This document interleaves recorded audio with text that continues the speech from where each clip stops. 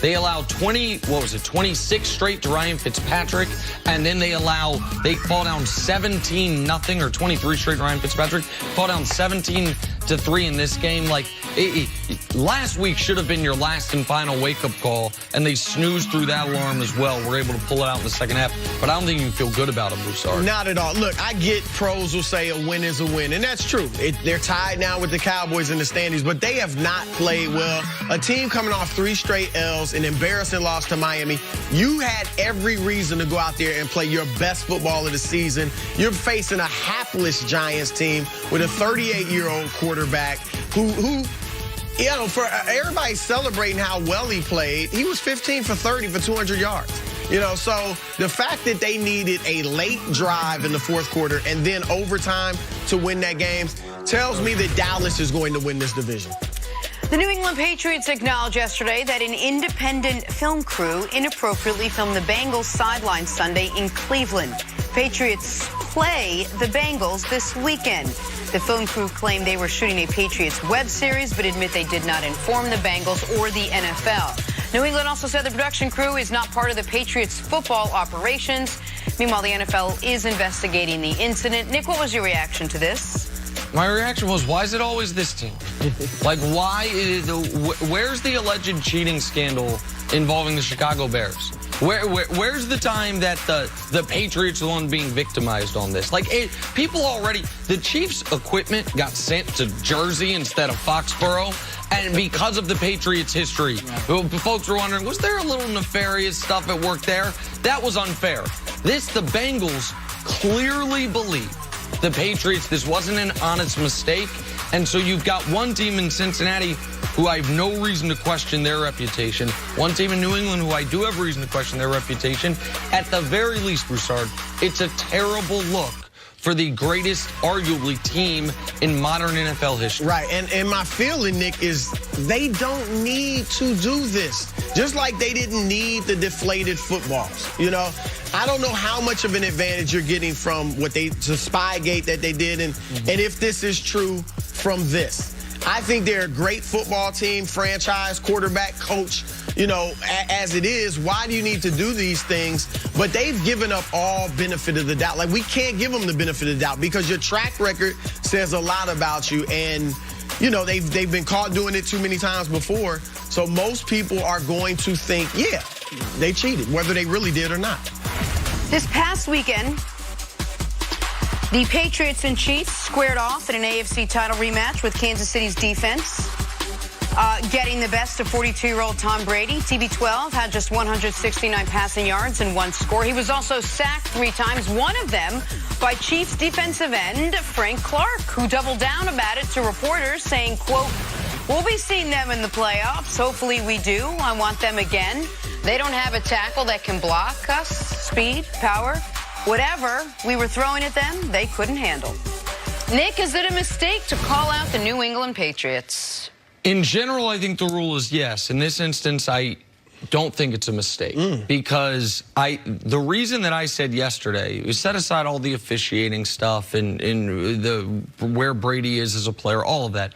The reason I said yesterday for the Chiefs, this was such a critical game, is if they had lost it, the mental edge the Patriots would have over them would be so enormous. When in Week 6 last year in Foxborough, after a terrible first half, the Chiefs take a fourth-quarter lead and can't hold it. In the AFC Championship game at home, the Chiefs take 2 fourth-quarter leads and can't hold them.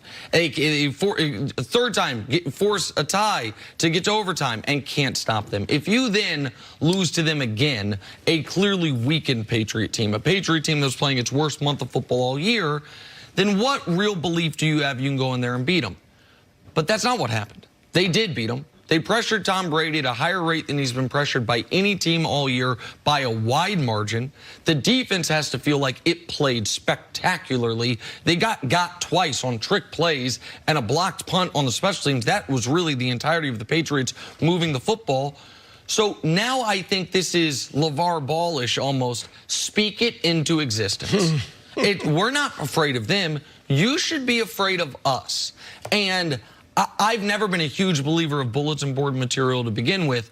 I certainly don't think bulletin board material exists for the best coach teams. Maybe a poorly coached team in the NFL, a team that's kind of waiting its way through the season.